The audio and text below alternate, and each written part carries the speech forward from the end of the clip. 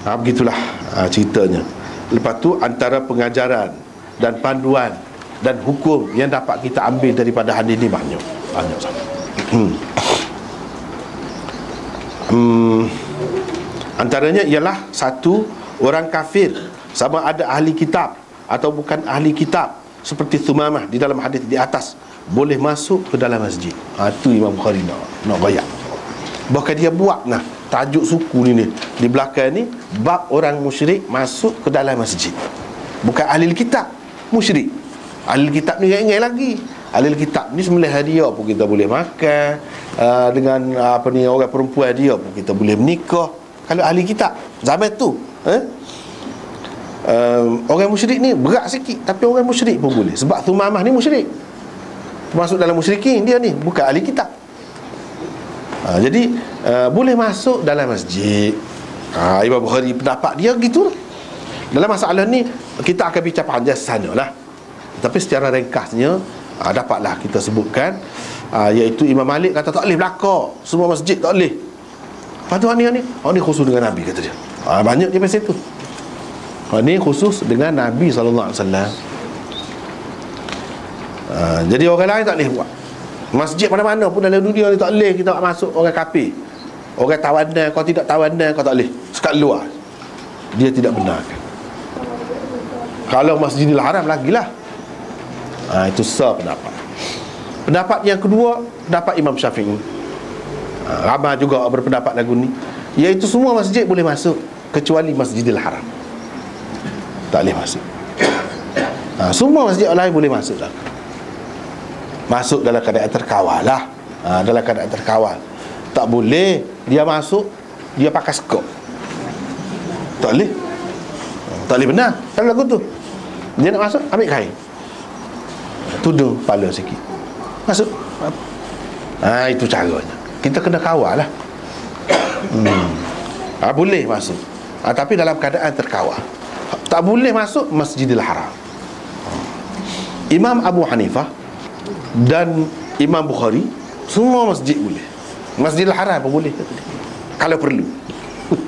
Kalau perlu. Kalau tak perlu, tak ada lah. Tak apa.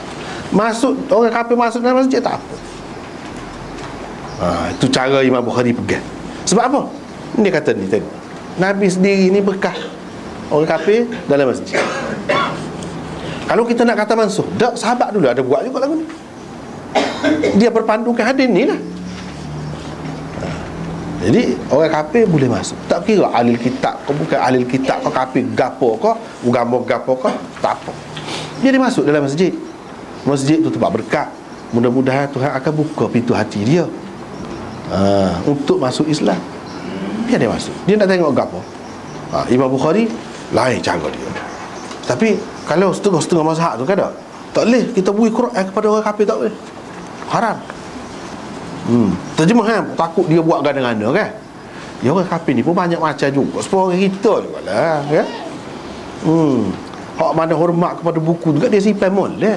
Kalau dia jenis lagu tu tak apa kita beri Quran sendiri pun dia nak tengok. Boleh jadi Tuhan akan buka pintu hati dia. Hak naknya Islam, hak tu nombor satu sekali. Bagi Imam Bukhari boleh, orang kafir pun boleh. Sebab apa? Nabi kira ayat Quran kepada Hirakli, dan dia baca duduk dengan dia, dengan orang kafir.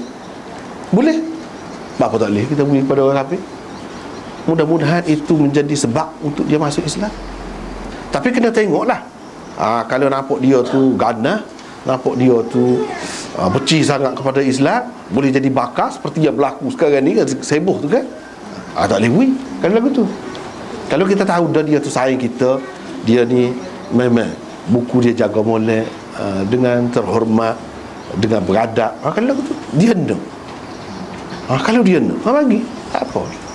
Tapi awak kena jaga molek ni, kita suci ni, kena pesan lah. Begitu.